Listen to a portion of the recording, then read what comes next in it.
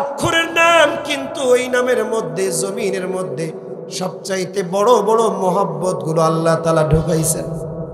সামান্য একটা গরুর দিকে আপনি তাকাবেন, গরুর কোনো যদি গোয়ালে গরু ব্যবহার করে এটাকে দুধ দহন করতে চায়, যখন সকালবেলায় বাছুরটাকে ছেড়ে দেয়, বাছুরটা মায়ের উলানের মধ্যে মুখ দেয়, আর 1-2 মিনিট পর দেখবেন এই গোয়ালিটা বাছুরটা টেনে টেনে তার পাশের একটা খুঁটির সাথে বেঁধে দেয়। মা বাছুরটা ফেল ফেল করে সন্তানের বাছুরের দিকে তাকায়। মা বাছুরের মায়ের চোখ থেকে, গরুটার চোখ থেকে তার কোল ঘেঁষে ঘেঁষে পানির ফোঁটা ফোঁটা ঝরে। সন্তান বাছুরের চোখ থেকেও পানি ঝরে। সন্তান বাছুরটা চিন্তা করে, হারে আমি আমার মায়ের মুখের উলানের মধ্যে মুখ দিলাম, আর সাথে সাথে আমার মালিক আমাকে দূরে একটা খুঁটির সাথে বেঁধে রাখছে। আমার পিঠায় খোদায় আমার পেট জ্বলে যায়। আমি কি আদৌ আমার মায়ের ওলান থেকে দুধ পান করতে পারবো না নাকি? বাছুরটা যখন মায়ের চোখের দিকে তাকায়, মাটা বাছুরকে কেমন জানি বুঝিয়ে দেয়, আমার কলিজার টুকরা সন্তান, চিন্তার কোনো কারণ নাই। আমার মুনিব যতই আমার উলান থেকে দুধ বের করুক না কেন, তোর জন্য দুধের একটা জায়গায় আমি তোর জন্য দুধ বরাদ্দ করে রাখছি। আল্লাহু আকবার। তাফসীর ইবনে কাসিরের মধ্যে ইবনে কাসির রাহমাতুল্লাহি আলাইহি বলেন, যখন বাছুরটাকে বেঁধে রাখা হয় তো মাটা কেমন জানি এই বাছুরকে বলতে থাকে, আবার 5 মিনিট দুধ দহন করার পরে যখন আর দুধ বের হয় না, মালিক দেখবেন আবার বাছুরটাকে ছেড়ে দেয়, যাতে করে বাছুরটা তার মায়ের উলানের মধ্যে মুখ দেয়। কথা বলেন ঠিক কিনা? যখন উলানের মধ্যে মুখ দেয়, তখন মা বাছুরটাও মনে করে যে আমার সন্তান তো উলানে মুখ দিয়েছে, এবার দুধ ছেড়ে দিতে হবে। ভিতরের একটা জায়গা থেকে আবার দুধটা ছেড়ে দেয়। যখন দুধটা উলানের মুখে চলে আসে, আবার মালিকটা আবার বাছুরকে টেনে একটা খুঁটির সাথে বেঁধে দেয়। যখন বেঁধে দেয়, তখন মাটা আবার সন্তানকে ইশারায় ইঙ্গিতে বোঝায় দেয়, কলিজার টুকরা সন্তান, তুমি কোনো চিন্তা করো না, এবার আমি তোমার জন্য এমন জায়গায় দুধের ব্যবস্থা করে রাখছি, তুমি চাবি না দেওয়া পর্যন্ত আমি তালা খুলে দিব না। আমরা দুনিয়ার জিন্দেগিতে আদর্শ মানব কার আদর্শ? নবী মুহাম্মদুর রাসূলুল্লাহ। কার আদর্শ বলেন? নবী মুহাম্মদুর রাসূলুল্লাহর আদর্শ মানব। আমি যদি ব্যবসায়িক জীবনের দিকে তাকাই, ব্যবসায়িক জীবনে আদর্শ মানব কার? বলেন না, নবী মুহাম্মদুর রাসূলুল্লাহ। আমি যদি পারিবারিক জীবনের দিকে তাকাই, এই পারিবারিক জীবনে আদর্শ মানব কার? নবী মুহাম্মদুর রাসূলুল্লাহ সাল্লাল্লাহু আলাইহি ওয়াসাল্লাম। আমি যদি রাষ্ট্রীয় জীবনের দিকে তাকাই, তো রাষ্ট্রীয় জীবনের দিকেও আদর্শ হিসেবে নবী মুহাম্মদুর রাসূলুল্লাহ সাল্লাল্লাহু আলাইহি ওয়াসাল্লামের আদর্শ গ্রহণ করা একজন উম্মতি মুহাম্মাদের জন্য অতীব জরুরি আর কর্তব্য। কথা বলেন ঠিক না বেঠিক?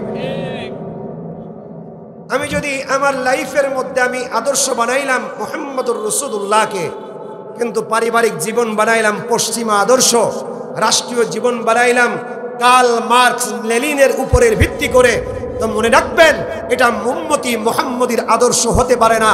উম্মতি মুহাম্মদী যেই দিন থেকে নবী মুহাম্মদুর রাসূলুল্লাহ সাল্লাল্লাহু আলাইহি ওয়াসাল্লামের আদর্শ ভুলে গেছে, মনে রাখবেন ওই দিন থেকে উম্মতি মুহাম্মদের উপরে বেইজ্জতি আর লাঞ্ছনা আল্লাহ তাআলা নামিয়ে দিয়েছেন। কথা বলেন ঠিক কিনা? আজকে মুহাম্মদুর রাসূলুল্লাহর আদর্শ আমাদের জিন্দেগির মধ্যে টর্চ লাইট মেরে খোঁজা লাগে। বরং আপনি দেখবেন হিন্দুদের মধ্যে দেখবেন হিন্দুরা ওজনে কম দেয় না, কিন্তু মুহাম্মদুর রাসূলুল্লাহর উম্মতের মধ্যে দেখবেন উম্মতি মুহাম্মদী ওজনে কম দেওয়াই তৎপর।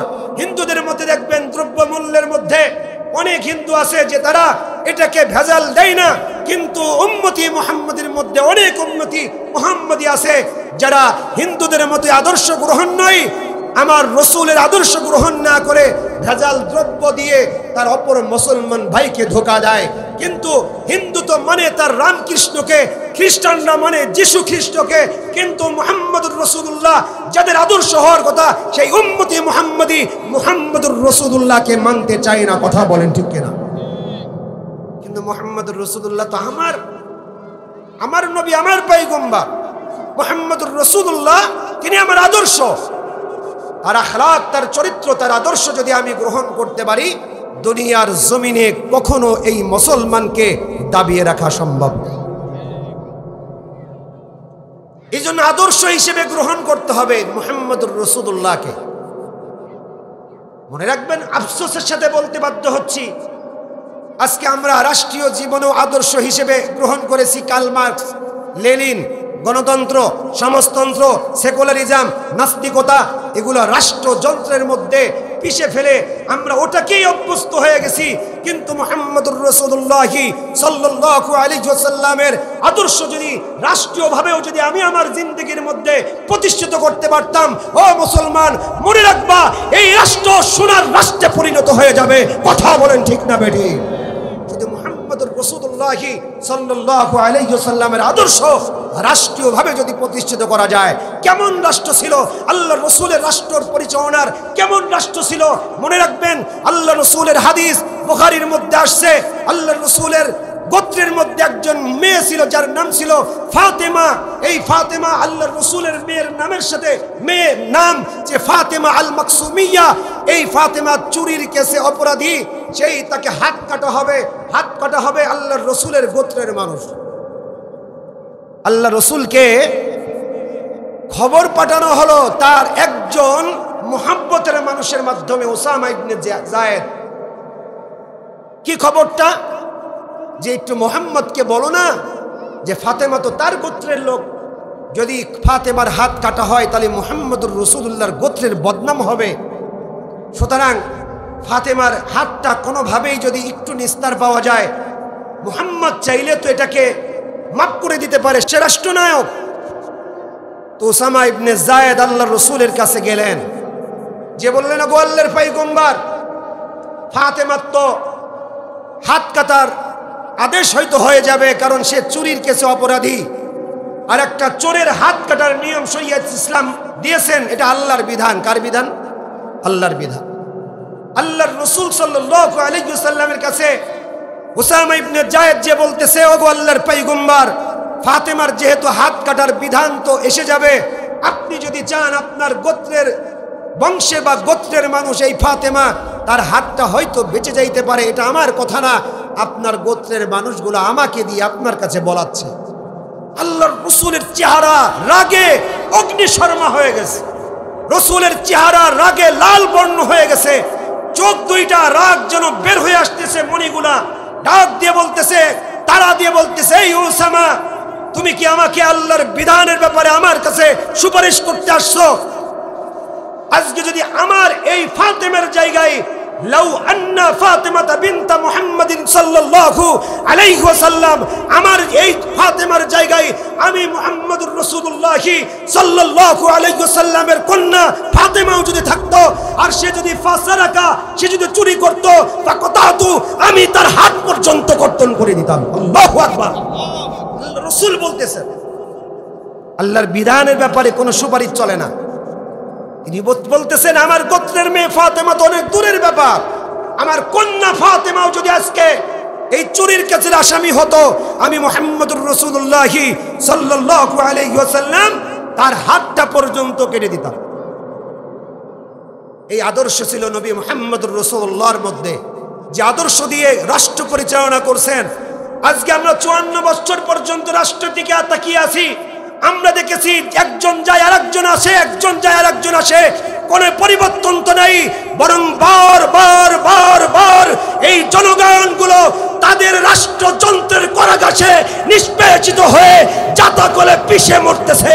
কথা বলেন ঠিক না বেটি? এর থেকে আমি যদি পরিত্রাণ পাই, আল্লাহর রাসূলের আদর্শ ছাড়া কোনো গতি নাই।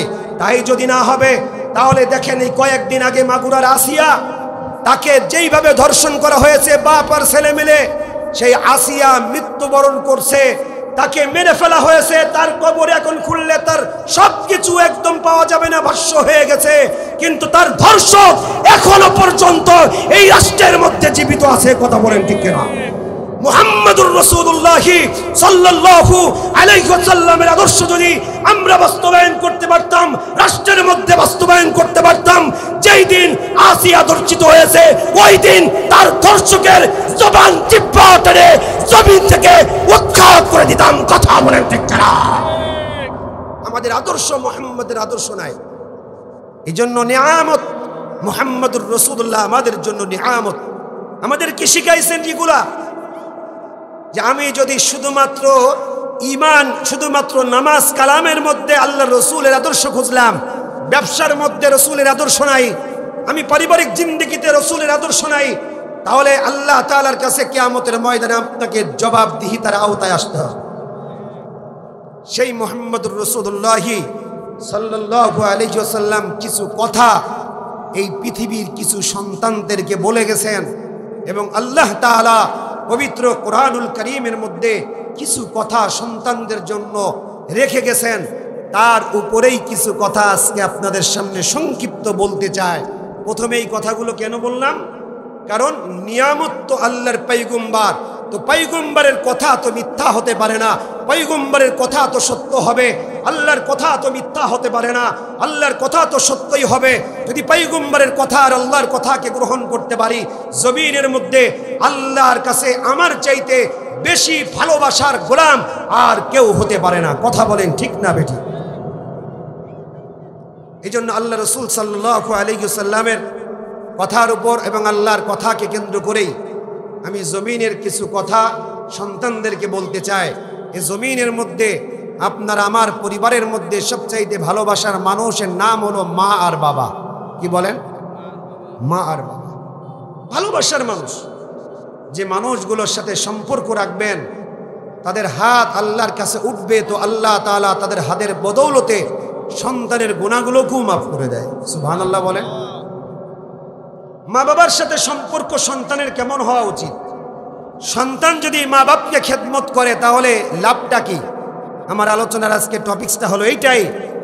যদি কিনা কোনো সন্তান তার মা বাবাকে খেদমত করে, কোরআন এবং সুন্নাহ গবেষণা করলে দেখা যায় যে আল্লাহ তাআলা ওই সন্তানকে 5টা পুরস্কার দান করবেন। কয়টা বলেন? সবাই বলেন কয়টা? এই 5টা আজকে নিয়ে যাবেন ইনশাআল্লাহ।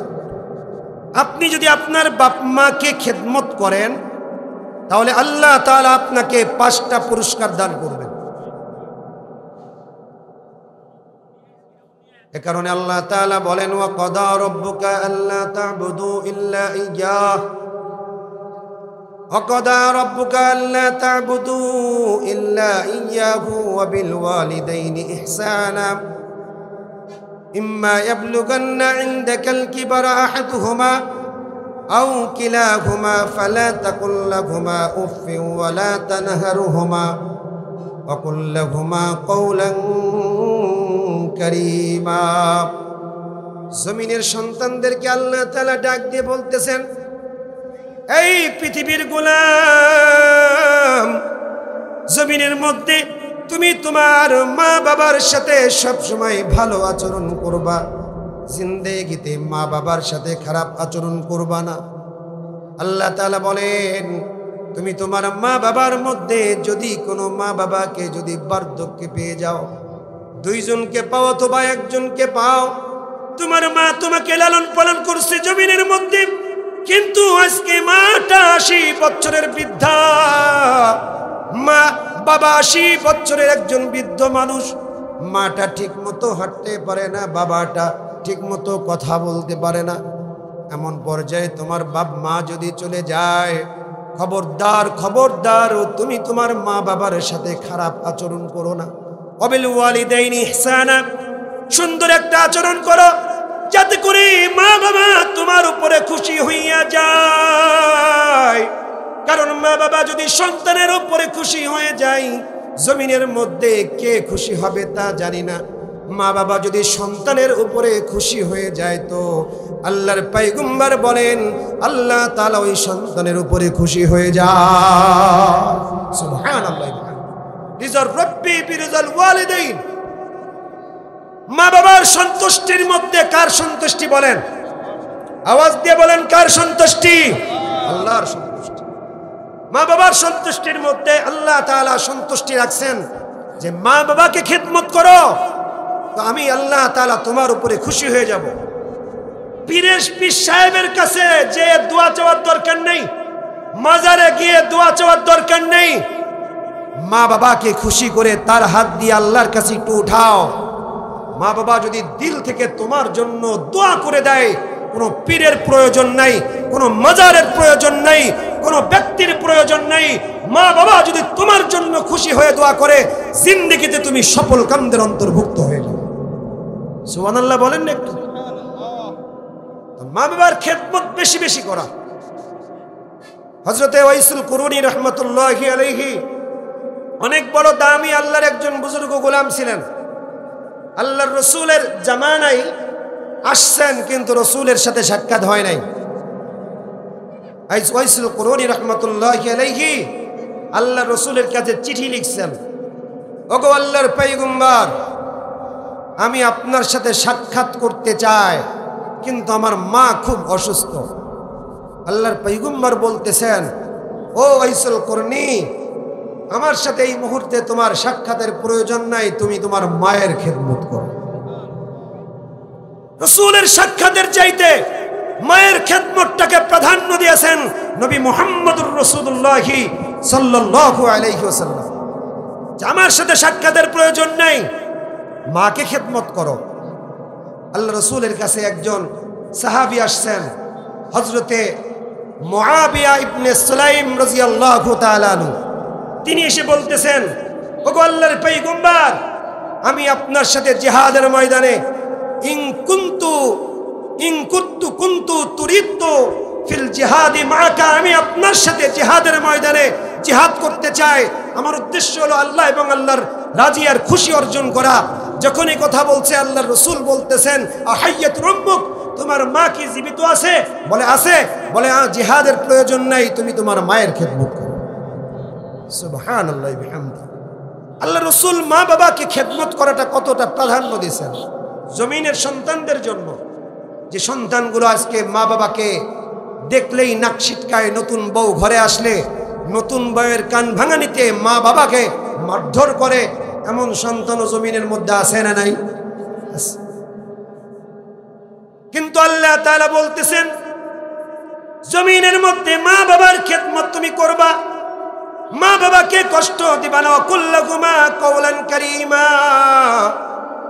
মা বাবার সাথে যখন কথা বলবা তো মা বাবার সাথে ভালো ভাষায় কথা বলবা। জমিনের মধ্যে তুমি যদি তোমার শিক্ষকের সাথে দেখা হয়, তোমার পীর সাহেবের সাথে যদি তোমার দেখা হয়, তুমি যেমনি সম্মানজনক ভাষা দিয়ে তুমি তোমার পীরকে যখন শ্রদ্ধা করো, এ দুনিয়ার গোলাম তুমি বুঝে নাও তোমার মা বাবার সাথে তার চাইতে বেশি সম্মান দিয়ে কথা বলা দরকার। কারণ এই কথা তো আল্লাহ তাআলা বলে নাই কোন পীর সাহেবকে মা বাবার চাইতেও তুমি সম্মান দিবা, কিন্তু আল্লাহ তাআলা এটা বলছেন, ওয়াকুল্লাকুমা কওলান কারীমা।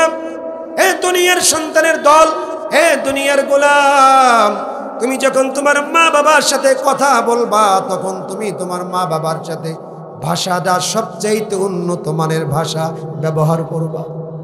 তোমার মা বাজারতে যাইতে বলতেছে, একটা প্যাকেট হাতে ধরাই দিছে, ডাক দিয়ে বলতেছে, না গো আব্দুর রহমান, নে না, আজকে বাড়িতে মেহমান আসতে চায়। প্যাকেটটা দিলাম, যা না বাজার থেকে একটা ইলিশ মাছ কিনে আন। তুমি মায়ের সাথে একটু ঝগড়া দিয়ে কথা বললা, মাকে একটু এমন ভাবে কথা বললা, কটু কথা বললা, কর্কশ ভাষা নিয়ে মায়ের সাথে কথার জবাব দিলা। আল্লাহ তাআলা এই কর্কশ ভাষার কারণে তোমাকে কিন্তু গজবের মধ্যে ফেলতে পারে। এ কারণে মা বাবার সাথে কর্কশ ভাষা না, মা বাবার সাথে কথা বলতে হয় অত্যন্ত নম্রতার সাথে। মা তো এমন একটা আল্লাহর গোলাম, এমন একটা দামি একটা বস্তুর নাম, একটা অক্ষরের নাম, কিন্তু ওই নামের মধ্যে জমিনের মধ্যে সবচাইতে বড় বড় মহব্বত গুলো আল্লাহ তাআলা ঢুকাইছেন। সামান্য একটা গরুর দিকে আপনি তাকাবেন, গরু কোনো যদি গোয়ালে গরু ব্যবহার করে এটাকে দুধ দহন করতে চায়, যখন সকালবেলায় বাছুরটাকে ছেড়ে দেয়, বাছুরটা মায়ের উলানের মধ্যে মুখ দেয়। আর 1-2 মিনিট পর দেখবেন এই গোয়ালিটা বাছুরটা টেনে টেনে তার পাশের একটা খুঁটির সাথে বেঁধে দেয়। মা বাছুরটা ফেল ফেল করে সন্তানের বাছুরের দিকে তাকায়। মা বাছুরের মায়ের চোখ থেকে, গরুটার চোখ থেকে তার কোল ঘেঁষে ঘেঁষে পানির ফোঁটা ফোঁটা ঝরে। সন্তান বাছুরের চোখ থেকেও পানি ঝরে।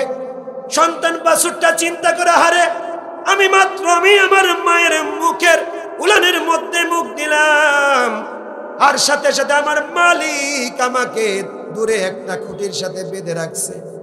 আমার পিঠায় খোদায় আমার পেট জ্বলে যায়। আমি কি আদৌ আমার মায়ের ওলান থেকে দুধ পান করতে পারবো না নাকি? বাছুরটা যখন মায়ের চোখের দিকে তাকায়, মাটা বাছুরকে কেমন জানি বুঝিয়ে দেয়, আমার কলিজার টুকরা সন্তান,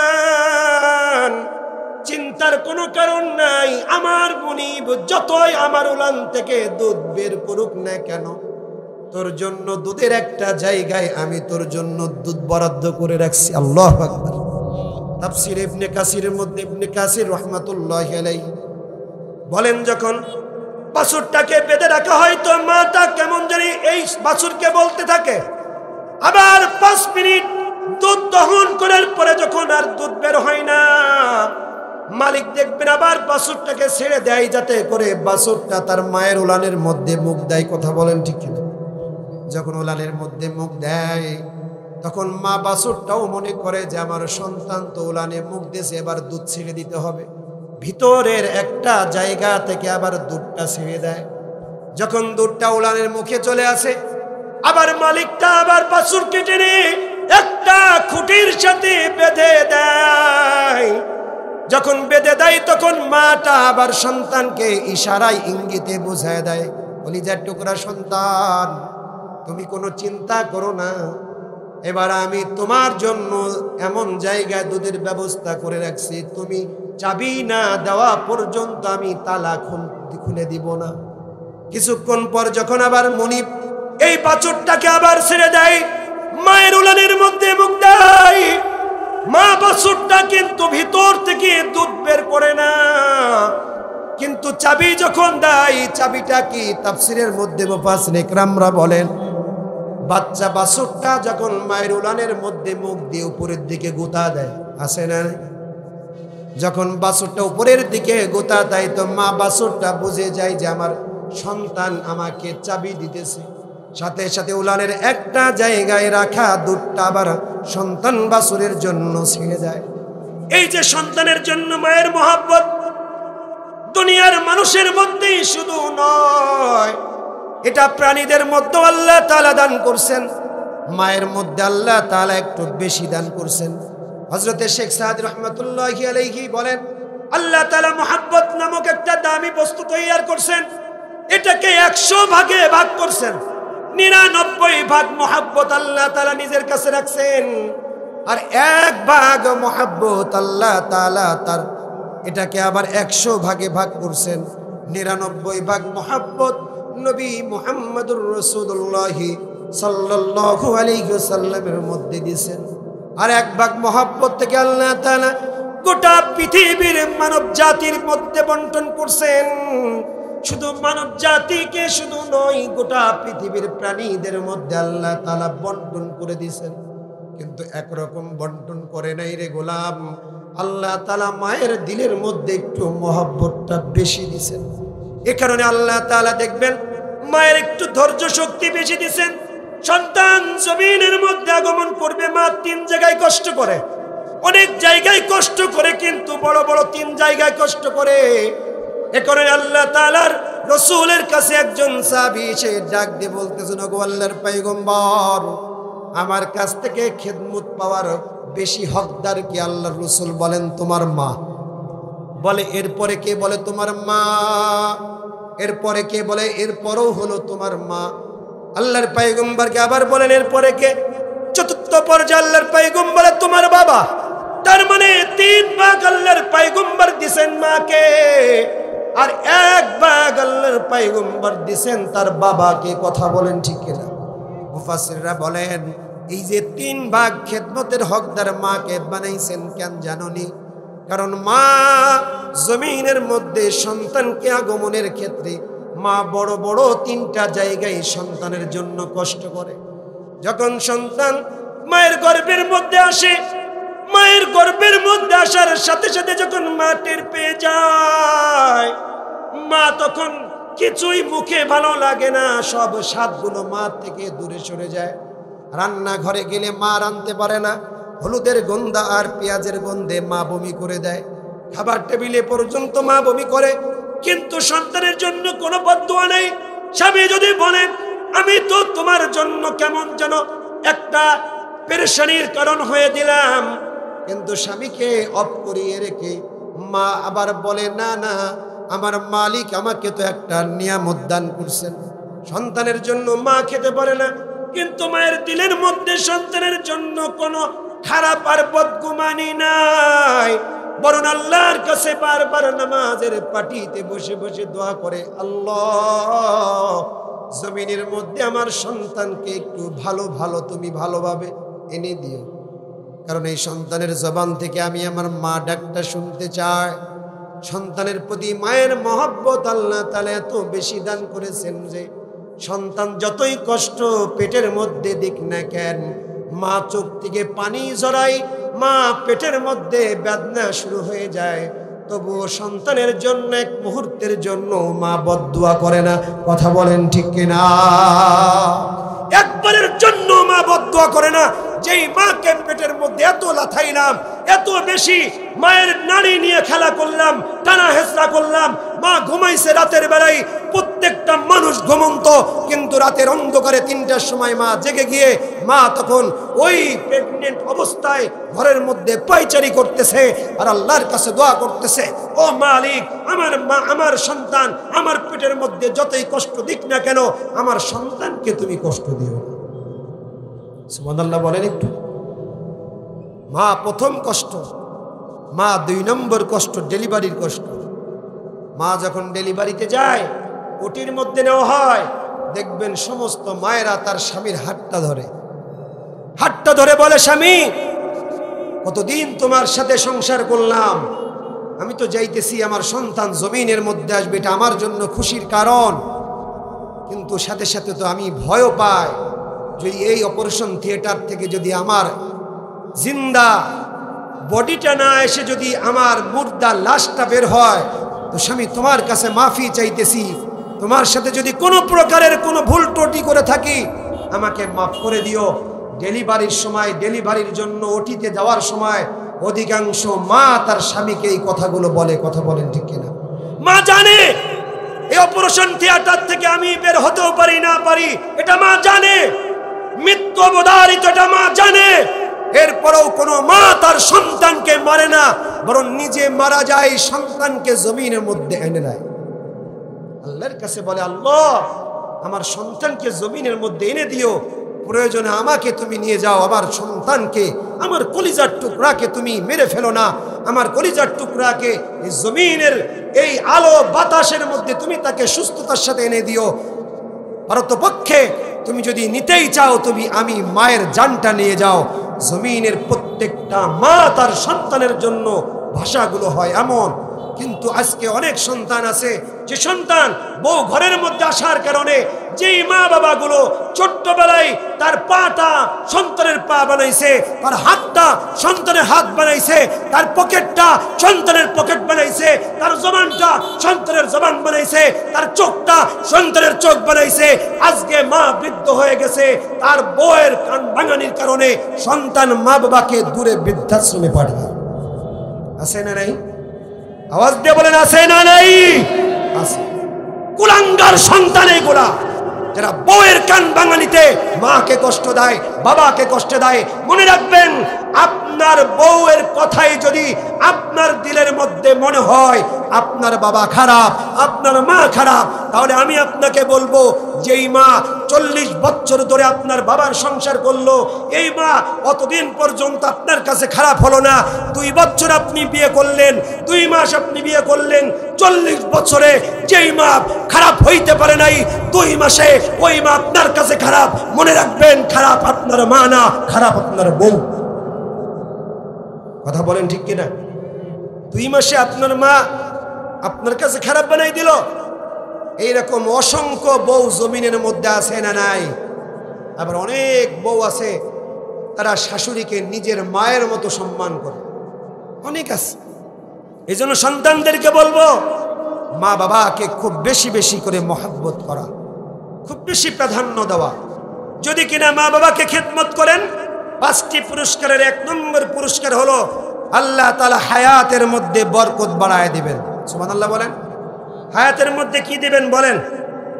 বরকত, হায়াত বাড়ায় দিবেন।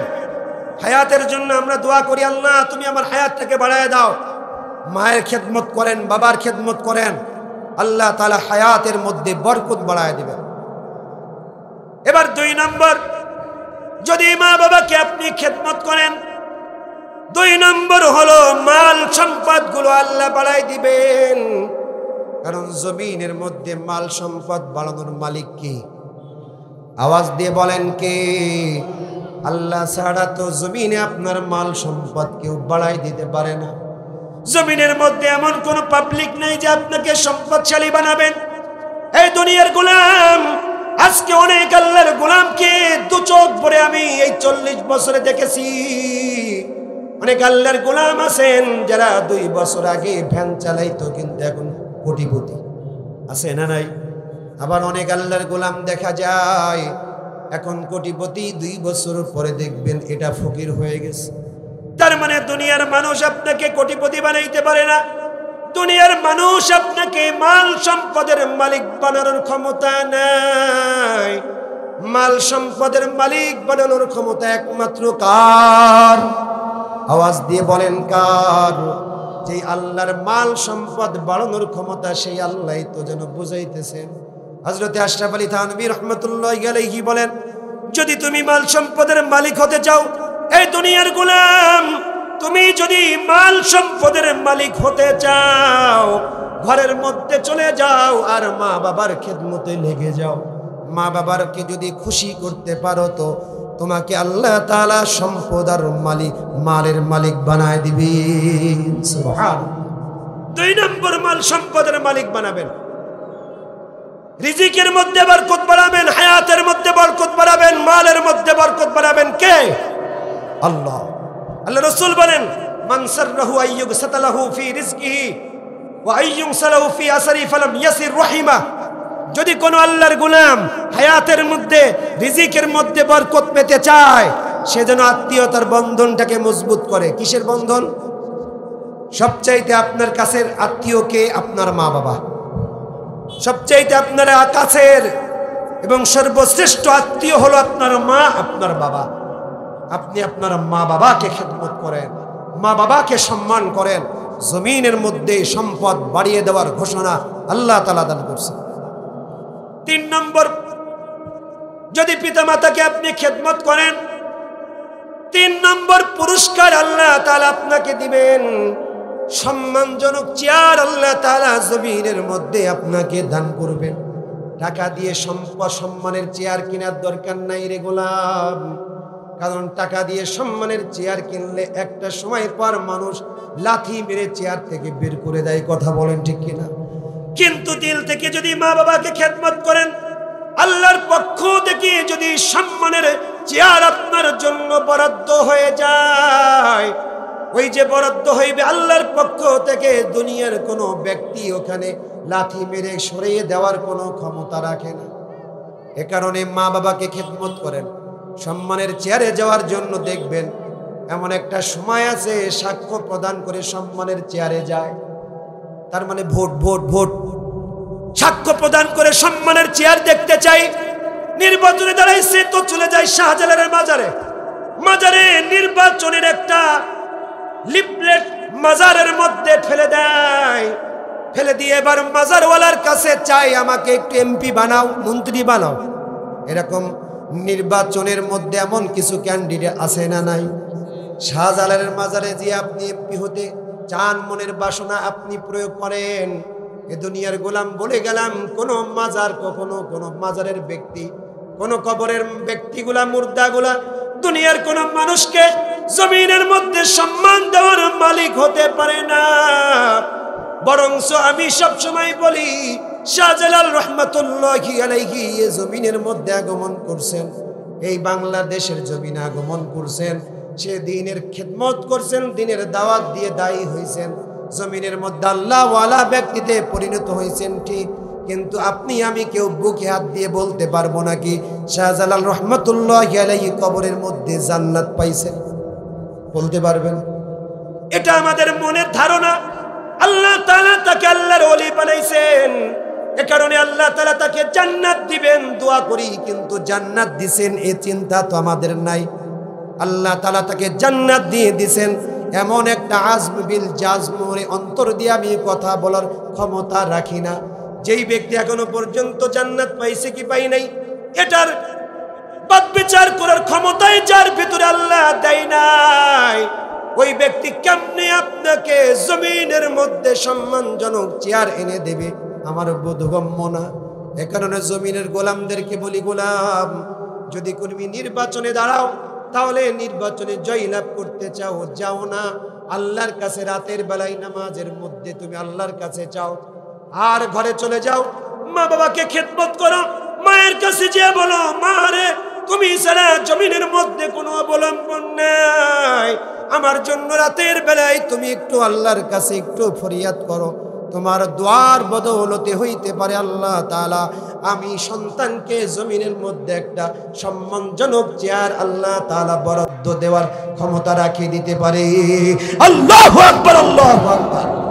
আল্লাহ তাআলা তো আপনাকে আমাকে জমিনের মধ্যে সম্মানজনক চেয়ার দান করবেন, সেটা টাকা দিয়ে না, সেটা জোর জবরদস্তি করে না।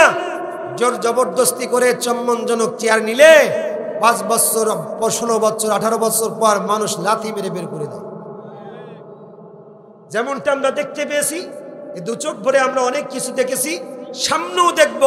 যারা এই জোর জবরদস্তি করে এই জমিনের মধ্যে সম্মানজনক চেয়ার নিতে চাই, কান খাড়া করে শুনে রাখো, বলে দিতে চাই এমন একটা সময় আসবে জোর জবরদস্তি করে ওই চেয়ারটা নিলে 5 বছর 10 বছর 20 বছর পর হলেও এ জমিনের মানুষগুলো পাছায় লাথি মেরে আপনাদেরকে বিতাড়িত করবে। কথা বলেন ঠিক কিনা?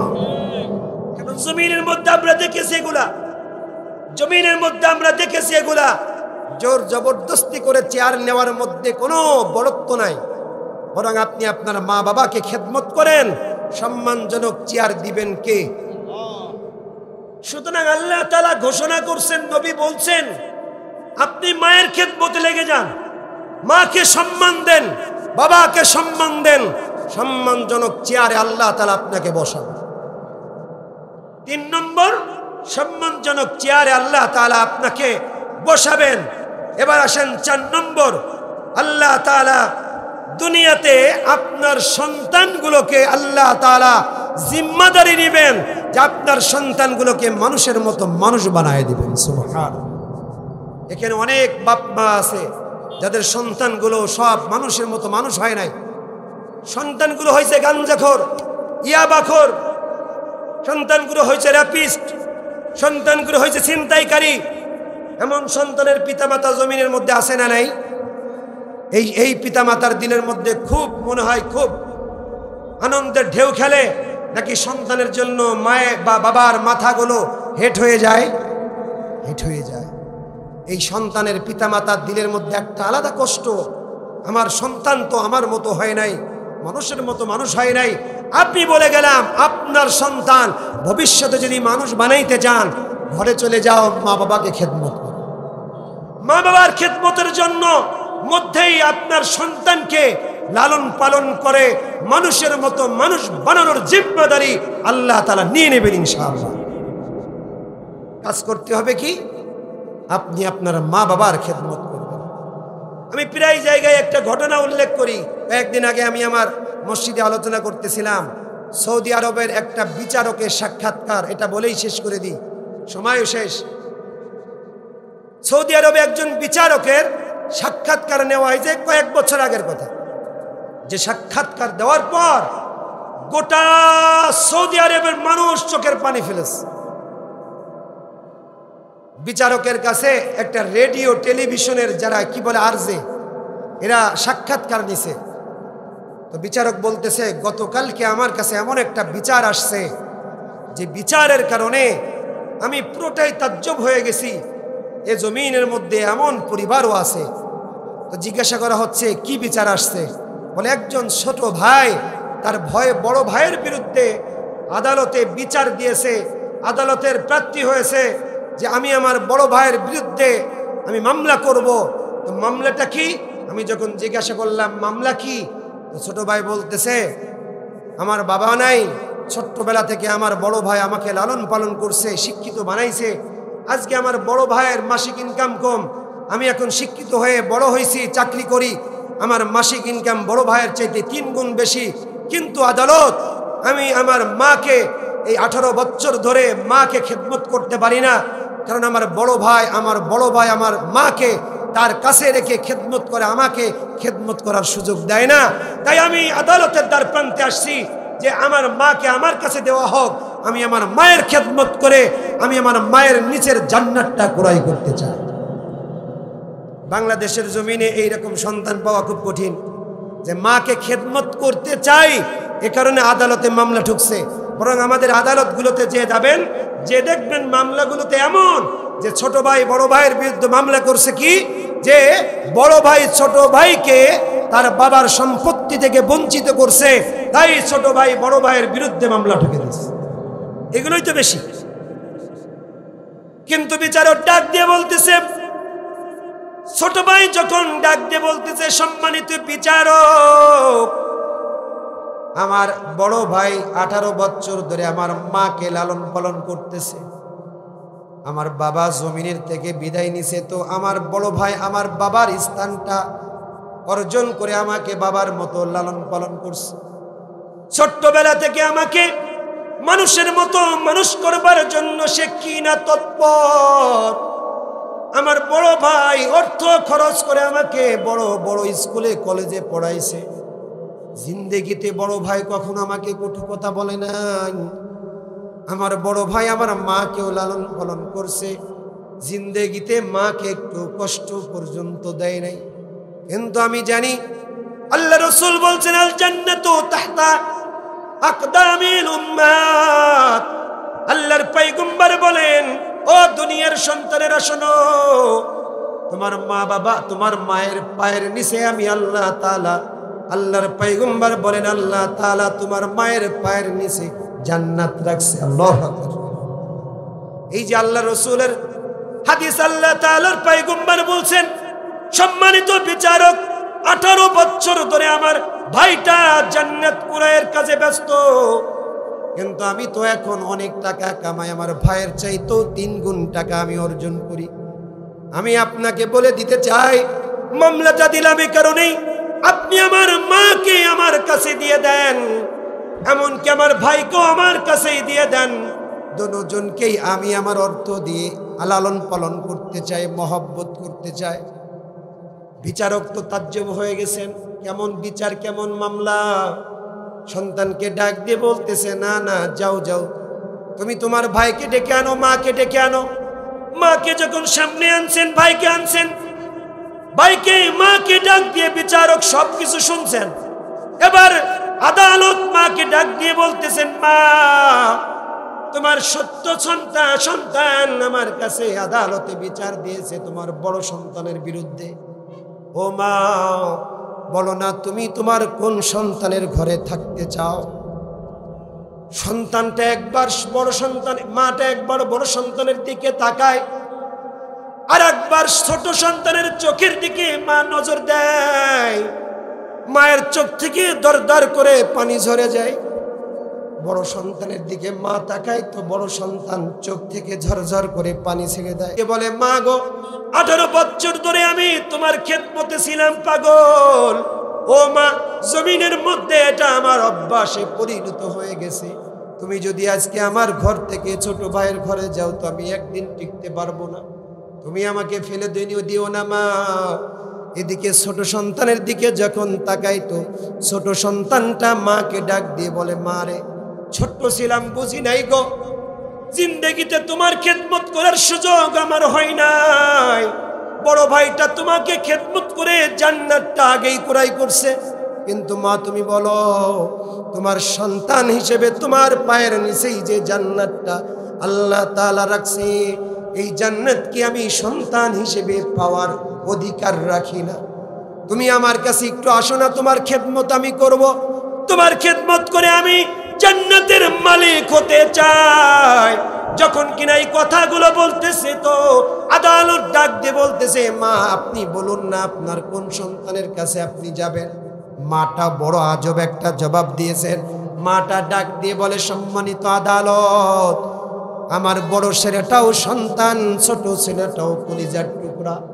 বড় ছেলেটা যখন পেটে আসছে তো আমার বড় ছেলের জন্য আমার দিলের মধ্যে বড় মায়া, ছোট্ট সন্তান তার জন্য দিলের মধ্যেও বড় মায়া।